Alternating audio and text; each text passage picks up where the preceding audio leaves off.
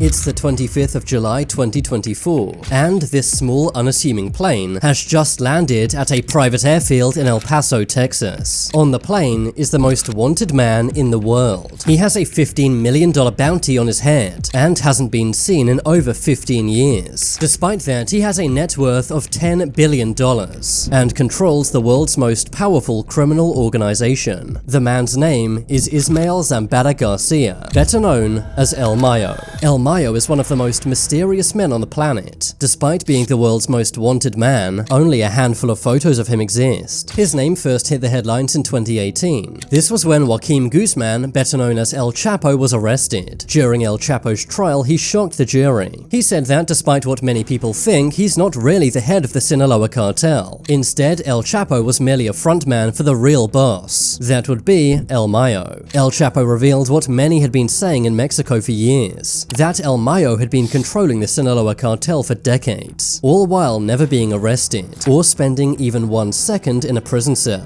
But how is this even possible? El Mayo has been in the game for a long time. When he was a young man, he worked closely with the first ever cartel, the infamous Guadalajara cartel. Instead of chasing fast money and putting his life at risk, El Mayo stayed away from the action, working as an independent partner of the Guadalajara cartel, sending illegal substances from Mexico to the USA. But in 1984, El Mayo's life would be turned upside down. This was after the Guadalajara cartel kidnapped a DEA agent. Agent Kiki Camarena had uncovered the Guadalajara cartel's massive plantation, worth over $1 billion.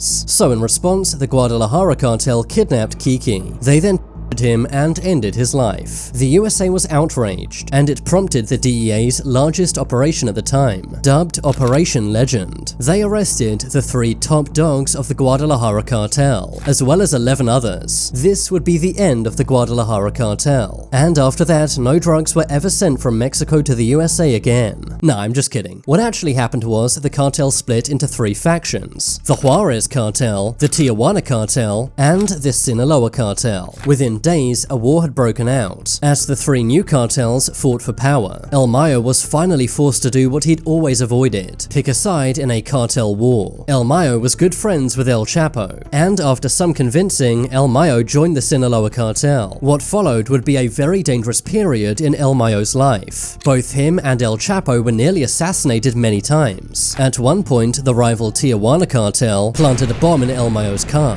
Thankfully, he wasn't driving it when it went off, but after lots of fighting, snitching, and arrests, the Juarez cartel and Tijuana cartel became far less powerful. El Chapo and El Mayo's gamble paid off, and they were now running the most powerful cartel in the world, with El Chapo at the helm and El Mayo by his side. El Chapo spent time in prison from 1993 to 2001, and 2014 to 2015. During these times, El Mayo became the head of the cartel, but he would always give the head position back to El Chapo when he was out of jail. But on the 8th of January 2016, El Mayo's life would be turned upside down yet again. El Chapo was arrested for a 3rd time, but this time it was different. He was sent to the USA, where you can't simply bribe people to be broken out of prison. With El Chapo behind bars, this made El Mayo top dog, meaning that he was the #1 target, not only for the USA, but for all of the rival cartels in Mexico. But capturing El Mayo would not be easy. He decided to live in the mountains of Sinaloa, surrounded by security, as well as his own private army, named MZ Special Forces. Unlike El Chapo, who loved fame and attention, El Mayo only ever did one interview in 2010, where these 2 famous photos were taken. But El Mayo had a big problem. After El Chapo was arrested, there was a power vacuum in the Sinaloa cartel. El Mayo said that he should be the leader, but so did El Chapo's sons, known as the Chapitos. The Chapitos are known as young, rich, and dumb, but the Chapitos wanted power. This sparked an internal war in the Sinaloa cartel, with El Mayo's faction and the Chapitos faction going against each other. Things got even worse in 2019. One of El Chapo's sons, Ovidio, was captured by the Mexican National Guard. This resulted in the Chapitos faction of the Sinaloa cartel destroying Sinaloa. They threatened to end civilians' lives and began burning things in the street, but El Mayo's faction refused to help. Despite not having El Mayo's support, the Chapitos faction was successful, and the president of Mexico released released a video, saying that he did it to save civilian lives. But the Chapitos saw this as a massive betrayal from El Mayo.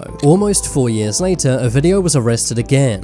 But this time, things would be different. He was swiftly extradited to the USA just like his father, and now faces life behind bars. And that brings us to July of 2024, when this plane landed in El Paso, Texas. We're not sure how many people were on the plane, but we do know that 2 of the most wanted men in the world were on the plane. One of them was El Mayo. The other was Joaquin Guzman Lopez, one of El Chapo's sons. The 2 men reportedly left the plane and were handcuffed, before being driven away in blacked-out FBI vehicles. The FBI had done it. Their most wanted man, El Mayo, was finally arrested. Not only that, they did it on US soil, without a single bullet even being fired. In El Mayo's 2010 interview I mentioned earlier, he said he would rather end his own life instead of being arrested and sent to an American prison. So how and why was he flown to the USA to be peacefully arrested? It makes no sense. There are actually 3 versions of El Mayo's capture. Some believe El Chapo's son and El Mayo cut a deal with the FBI. If they voluntarily surrendered, they wouldn't need to keep on running. But this really makes no sense. After all, El Mayo has been on the run for decades. He's now an elderly man, so why would he want to spend the last of his days in a US prison cell? It makes 0 sense. The next version is the official story. The official story says El Mayo was tricked by El Chapo's son. Joaquin Guzman Lopez met El Mayo. He pretended to El Mayo that they were going to look at some real estate they owned in Mexico, but El Chapo's son, working with the FBI, flew the plane to Texas instead. This way, Joaquin Guzman Lopez would get a light sentence for helping. It may also help his brother, who's also in prison, and maybe even his dad. But despite this being the official story, it doesn't make a ton of sense. El Mayo is smart and likely would not be fooled this easily. Also, relations between the Chapitos and El Mayo had not been good. So why would El Mayo go on a plane with one of Chapo's sons without any security? But one of the biggest red flags of the official story are these photos from inside the plane El Mayo was taken to the USA on. As you can see, there are bags containing zip ties, which may suggest El Mayo was taken there by force. Not only that, El Mayo's lawyer said he was taken to the USA by force, which brings us to what I think is the true version of events. El Chapo's son, Joaquin Guzman Lopez, was working with the FBI. That part isn't really disputed, but I don't think El Mayo was tricked. Instead, it said El Mayo was ambushed. Chapito's gunmen then kidnapped El Mayo, zip-tied him, put him in a car, and then drove him to this airfield in Mexico. From there, he was flown to El Paso, Texas, and was then arrested in the USA.